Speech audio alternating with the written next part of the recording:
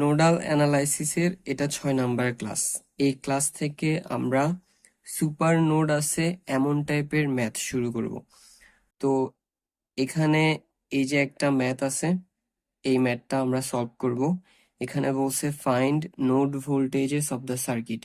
That means এই সার্কিটের যে নোড ভোল্টেজগুলো আছে সেগুলো বের করতে হবে। আমরা জানি নোডাল অ্যানালাইসিস অ্যাপ্লাই করার জন্য এই 6টা রুলস ফলো করতে হয়, যার প্রথমটা হচ্ছে identify the nodes. That means এই সার্কিটে যে সকল নোডস আছে সেই নোডসগুলো আমাদেরকে আইডেন্টিফাই করতে হবে বা খুঁজে বের করতে হবে। তো এখানে এই যে পয়েন্টটা আছে, এই পয়েন্টটাতে এই একটা, দুইটা, তিনটা, চারটা, এই 4টা ব্রাঞ্চ সংযুক্ত হচ্ছে। দ্যাটস ওয়াই এটা একটা নোড। কারণ আমরা জানি কোনো পয়েন্টে যদি 2 বা তার থেকে বেশি ব্রাঞ্চ সংযুক্ত হয় তাহলে সেটা একটা নোড। আর এখানে 4টা ব্রাঞ্চ সংযুক্ত আছে, সো অবভিয়াসলি এটা একটা নোড। এটাকে আমরা ধরলাম এটা 1 নাম্বার নোড। তারপরে এই যে পয়েন্টটা আছে, এই পয়েন্টেও একটা, দুইটা, তিনটা, চারটা ব্রাঞ্চ সংযুক্ত হচ্ছে, সো এটাও একটা নোড। আর আমরা ধরলাম এটা 2 নাম্বার নোড। তারপরে এবং আমরা আমাদের নোডাল অ্যানালাইসিসের একদম প্রথম ক্লাসে দেখে আসছি যে দুইটা নোডের মাঝখানে যদি কোনো ভোল্টেজ সোর্স থাকে, শুধুমাত্র ভোল্টেজ সোর্স, অন্য কোনো রেজিস্টর না থাকে, তাহলে ওই দুইটা নোড সহ এবং ভোল্টেজ সোর্সটা সহ সুপার নোড ফর্ম করবে। দ্যাট মিন্স এখানে নোড 1 এবং নোড 2 এর মাঝখানে যেহেতু একটা ভোল্টেজ সোর্স আছে শুধু, সো এই নোড 1 এবং নোড 2 তার পাশাপাশি এই ভোল্টেজ সোর্সটা সহ এই জায়গায় সুপার নোড ফর্ম করবে। দ্যাট মিন্স এটা পুরোটা হচ্ছে সুপার নোড। তারপরে এখানের এই যে জায়গাটা আছে, এই জায়গাটার মধ্যে যেহেতু কোনো এলিমেন্টস নাই, কোনো রেজিস্টর বা কোনো সোর্স কোনো কিছু নাই, সো এটা পুরোটা একটা পয়েন্ট এবং এই পয়েন্টে একটা, দুইটা, তিনটা, চারটা ব্রাঞ্চ সংযুক্ত হচ্ছে। দ্যাটস ওয়াই এটা পুরোটা হচ্ছে একটা নোড। এটাকে আমরা ধরলাম 3 নাম্বার নোড। তাহলে আমরা এখানে নোড পাইছি কয়টা? একটা, দুইটা, তিনটা, এবং পাশাপাশি একটা কি পাইছি? সুপার নোড পাইছি। সেটা হচ্ছে নোড 1 আর নোড 2 প্লাস এই ভোল্টেজ সোর্সটা সহ পুরোটা হচ্ছে সুপার নোড। 2 নাম্বার রুলস হচ্ছে select A node as reference node. That means এই সার্কিটে তো আমরা নোড পাইছি একটা, দুইটা, তিনটা। তো আমাদেরকে যেটা করতে হবে, এই 3টা নোড থেকে যে কোনো একটা নোডকে রেফারেন্স নোড হিসেবে সিলেক্ট করতে হবে।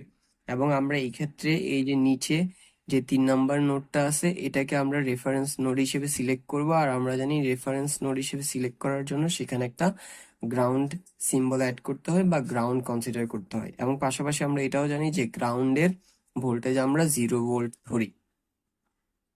3 নাম্বার রুলসে বলছে give name to non reference node voltages. That means non reference node ভোল্টেজগুলোর নাম দিতে হবে। তো এখানে তো আমরা নোড পাইছিলাম 3টা, একটা, দুইটা, তিনটা, তার মধ্যে 3 নাম্বার নোডটাকে রেফারেন্স নোড ধরছি। দ্যাট মিন্স বাকি যে 2টা আছে সেই 2টা হচ্ছে নন রেফারেন্স নোড। এবং আমরা যেটা করতে হবে, এদের ভোল্টেজ গুলোর একটা নাম দিতে হবে। সো আমরা ধরলাম 1 নাম্বার নোডের ভোল্টেজ হচ্ছে V1 আর 2 নাম্বার নোডের ভোল্টেজ হচ্ছে V2। 4 নাম্বার রুলসে বলছে assume the direction of current. That means প্রত্যেকটা নোডের কারেন্টের ডিরেকশন গুলো অ্যাজিউম করতে হবে, মানে ধরতে হবে। সো কারেন্টের ডিরেকশন ধরে নিতে হবে। আর আমরা জানি কারেন্টের ডিরেকশন গুলো সম্পূর্ণ আমাদের ইচ্ছা অনুযায়ী ধরবো। আর আমরা প্রথম ক্লাস থেকে ডিসকাস করে আসছি যে আমরা সবসময় যেটা করব, নোড থেকে কারেন্ট বের হচ্ছে এটা চিন্তা করবো। সো 1 নাম্বার নোডে এদিক দিয়ে 2 ওহম দিয়ে কারেন্ট যাচ্ছে এভাবে চিন্তা করব। তারপরে এখানে 10 ওহম দিয়ে উপরের দিকে কারেন্ট বের হচ্ছে সেটা চিন্তা করব, ঠিক আছে? তারপরে এদিকে এই যে 2 অ্যাম্পিয়ার আছে, এটার দিকে কোনো কারেন্ট চিন্তা করতে হবে না, কারণ এখানে যেহেতু অ্যারো চিহ্ন উপরের দিকে বোঝা যাচ্ছে এটাতে কারেন্ট ঢুকতেছে, সো এটার ক্ষেত্রে আমরা কিছু ধরলাম না।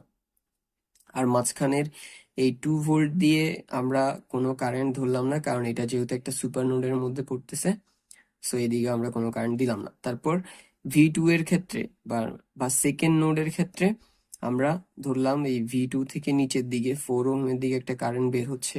তারপরে উপরে 10 ওহমের দিকে একটা কারেন্ট বের হচ্ছে, ঠিক আছে। আর এদিকে যেহেতু এটা সুপার নোডে পড়তেছে ভোল্টেজ সোর্সটা, সো এটাতে আমরা কোনো কারেন্ট যাচ্ছে দিলাম না এদিকে। এরপরে এই কারেন্ট সোর্সের দিকে এটা তো বোঝাই যাচ্ছে, যেহেতু এখানে অ্যারো চিহ্নটা নিচের দিকে ডিরেক্ট করতেছে, দ্যাট মিনস এখানে বোঝা যাচ্ছে যে নোড থেকে কারেন্ট বের হচ্ছে, সো এখানে আমাদেরকে কিছু দিতে হবে না। তাহলে আমরা সবগুলা, দুইটা নোড নন রেফারেন্স নোড আছে, দোনোটা নন রেফারেন্স নোডে কারেন্টের ডিরেকশন দিয়ে দিলাম। এবার 5 নাম্বার রুলসে বলছে apply KCL at each non reference node. That means প্রত্যেক নন রেফারেন্স নোডে কেসিএল অ্যাপ্লাই করতে হবে। তো এখানে একটা বিষয় খেয়াল রাখতে হবে, নন রেফারেন্স নোডে আমাদেরকে কেসিএল অ্যাপ্লাই করতে হবে, বাট আমাদের এই যে সার্কিটটা প্রশ্নের, এই সার্কিটে কিন্তু সুপার নোডও আছে। আর খেয়াল রাখতে হবে সুপার নোডে অ্যাপ্লাই করতে হয় কেবি। সো এই জিনিসটা আমি এখানে লিখে দিলাম যে সুপার নোড হলে সেখানে কি অ্যাপ্লাই করতে হবে, কেবিএল অ্যাপ্লাই করতে হবে। আর আমাদের রুলসের 5 নাম্বারটা থেকে দেখে আসছি প্রত্যেকটা নন রেফারেন্স নোডে কি অ্যাপ্লাই করা যাবে, কেসিএল। সো আমরা যদি অ্যাপ্লাই করি, প্রথমে এই যে সুপার নোড আছে, এই সুপার নোডে কেবিএল অ্যাপ্লাই করি। So applying KBL at super node, যেহেতু আমরা জানি সুপার নোডে কেবিএল অ্যাপ্লাই করতে হয়। সো সুপার নোডের মধ্যে আমরা কেবিএল অ্যাপ্লাই করি, এবং তার জন্য ওয়েটা হচ্ছে, যেহেতু এখানে একটা ভোল্টেজ সোর্সের একটা প্লাস প্রান্ত থাকে, একটা মাইনাস প্রান্ত থাকে। প্লাস প্রান্তের দিকে কোন নোডটা আছে, 2 নাম্বার, আর 2 নাম্বার নোডের ভোল্টেজ কত, V2। সো আমরা যেটা করব, সেই V2 থেকে মাইনাস টার্মিনালের যে নোডটা আছে, হুইচ ইজ 1 নাম্বার নোড, যার ভোল্টেজ V1। সো প্লাস টার্মিনালের V2 নোড ভোল্টেজ থেকে মাইনাস টার্মিনালে V1 নোড ভোল্টেজটা বিয়োগ করব। So V2 minus V1 equal, এই ভোল্টেজ সোর্সের ভ্যালু কত, 2 ভোল্ট, ইকুয়াল 2 ভোল্ট, ঠিক আছে। সো এই জিনিসটা সবসময় আমরা খেয়াল রাখবো, সবসময় সুপার নোডে কেবিএল অ্যাপ্লাইয়ের ক্ষেত্রে ভোল্টেজ সোর্সের পজিটিভ প্রান্তের দিকে যে নোড থাকবে তার ভোল্টেজ মাইনাস নেগেটিভ প্রান্তের দিকে যে ভোল্টেজ থাকবে তার ভোল্টেজ। সো এই ক্ষেত্রে V2 মাইনাস V1 ইকুয়াল, এই যে 2 ভোল্ট আছে সেই 2 ভোল্ট, ঠিক আছে। এবার আমরা যদি একটু এদিক ওদিক করি, V1 কে প্রথমে লিখলাম, V2 কে পরে লিখলাম, 2 ভোল্ট 2 ভোল্টের জায়গায় লিখে দিলাম, এটা আমাদের 1 নাম্বার সমীকরণ, ঠিক আছে। তো এবার আমাদের এই যে এখানে পুরা সার্কেল করা অংশটা, এটা হচ্ছে আমাদের সুপার নোড। এই সুপার নোডে আমরা যেটা করব, কেসিএল অ্যাপ্লাই করব।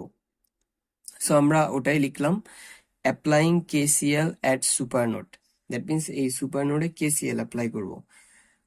তো বিষয়টা হচ্ছে কি, আমরা জানি কি কেসিএল এ হচ্ছে আগত কারেন্ট সমান নির্গত কারেন্ট। সো আমরা প্রথমে যে কারেন্ট গুলা বের হচ্ছে সেগুলা সব লিখে ফেলি এখানে।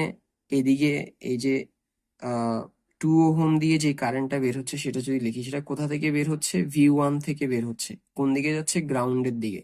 সো V1 থেকে যেহেতু বের হচ্ছে, V1 হায়ার পটেনশিয়াল আর গ্রাউন্ড হচ্ছে 0 হুইচ ইজ লোয়ার পটেনশিয়াল, তাহলে V1 minus V2 higher potential minus lower potential. So voltage divided by resistance কত এখানে, 2।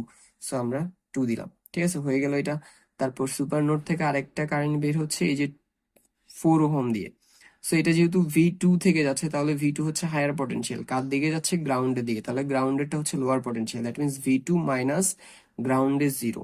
So V2 minus 0 divided by resistance, কত রেজিস্ট্যান্স দিয়ে যাচ্ছে, 4 ওহম, ডিভাইডেড বাই রেজিস্ট্যান্স 4, ঠিক আছে। তারপর আর কি কারেন্ট বের হচ্ছে, এদিক দিয়ে 7 অ্যাম্পিয়ার কারেন্টটা বের হচ্ছে। সো আমরা সাথে +7 দিলাম। সো এখানে 3টা কারেন্ট বের হচ্ছে সুপার নোড থেকে, 3টা দিয়ে দিলাম। আর একটা কারেন্ট ঢুকতেছে যেটা হচ্ছে 2 অ্যাম্পিয়ার। সো নির্গমনকৃত কারেন্ট সমান আগমনকৃত current which is 2 ampere. So ওই 2টা দিলাম। এখানে একটা বিষয় আসতে পারে যে এখানে 10 ওহমের কথাটা আমরা কেন লিখলাম, কারণ আমরা যদি খেয়াল করি এইটা পুরাটাই তো একটা নোড, রাইট। এবং 10 ওহমের এই প্রান্তটা আর এই প্রান্ত, দোনোটা প্রান্তই যেহেতু একই নোডের সাথে কানেক্টেড, দ্যাট মিনস 10 ওহমটা মূলত একটা শর্ট সার্কিট হিসেবে কাজ করবে। আর শর্ট সার্কিট হিসেবে কাজ করা, এটাকে আমরা এই জায়গায় হিসাব করব না। ওকে, সো এবার আমরা যেটা করলাম, এখানে 2 4 এর লসাগু করলাম।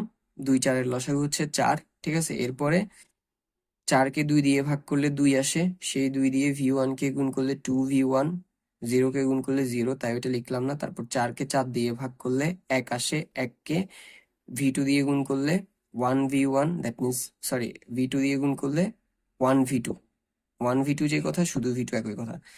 তারপরে 0 কে গুণ করলে 0, সো এটা আর লিখলাম না। এরপরে এখানে 7 নিচে 1 আছে, সো 4 কে 1 দিয়ে ভাগ করলে 4ই আসে। 4 এর সাথে 7 গুণ করলে 4 সাথে 28 হয়ে গেল 2, এপাশে 2 লিখে দিলাম। এরপর 4 কে 2 এর সাথে গুণ করলে 8 হবে, রাইট। এরপরে 2v1 লিখলাম, v2 এর জায়গায় v2 কে লিখলাম, 28 এর জায়গায় 28 কে লিখলাম। 28 কে সমান চিহ্নের ওই পাশে নিয়ে গেলে পরের লাইনে সেটা মাইনাস হয়ে যাবে, সো এইটার সাথে 28 মাইনাস হয়ে গেছে। আর 2v1 প্লাস v2 যেভাবে আছে ওভাবেই লিখে দিলাম, ঠিক আছে। এরপরে 28 8 মাইনাস 28 ইকুয়াল হচ্ছে -20, আর এটা যেভাবে আছে ওভাবেই থাকলো, সো এটা হচ্ছে আমাদের 2 নাম্বার ইকুয়েশন। এখন আমরা যদি খেয়াল করি, যেমনটা আমরা জানি যে আমাদের যতগুলা নন রেফারেন্স নোড ভোল্টেজ ততগুলো ইকুয়েশন লাগবে। এখানে নন রেফারেন্স নোড ভোল্টেজ কয়টা? দুইটা, একটা v1 আর একটা v2। সো দুইটা হওয়া ইকুয়েশন আমাদের দুইটা লাগবে সলভ করার জন্য, এবং আমরা দুইটা ইকুয়েশন পেয়ে গেছি। এই যে একটা 1 নাম্বার ইকুয়েশন আর একটা 2 নাম্বার ইকুয়েশন। সো যতগুলা ভোল্টেজ ততগুলো ইকুয়েশন, দুইটা ভোল্টেজের জন্য দুইটা ইকুয়েশন আমরা পেয়ে গেছি। এবার লাস্ট স্টেপ হচ্ছে কি solve the equation, that means আমরা যে ইকুয়েশন গুলা পাইছি সেগুলোকে সলভ করতে হবে। তো এগুলোকে কিভাবে সলভ করা যায়, যেহেতু এটা দুইটা ভেরিয়েবল ওয়ালা ইকুয়েশন, এটাকে আমরা ক্যালকুলেটরে সলভ করতে পারি। ক্যালকুলেটরের মোড অপশনের ইকুয়েশন সলভিং যে ফাংশনটা আছে ওইটাতে আমরা ইজিলি সলভ করতে পারবো, এবং এটা আগের ক্লাসগুলোতে আমরা দেখে আসছি কিভাবে করতে হয়, সো এই ক্লাসে আর দেখলাম না। সো সলভ করলে ওখান থেকে v1 এর মান আসবে -7.33, আর v2 এর মান আসবে -5.33 ভোল্ট। সো যেমনটা আমাদের কোশ্চেনে বলছিল নোড ভোল্টেজ বের করতে, find node voltages of the circuit. So এখানে এই নোড ভোল্টেজ v1 আর এই নোড ভোল্টেজ v2 দুটোটাই আমরা পেয়ে গেছি, এই যে। সো আনসার চলে আসছে। That's all for today.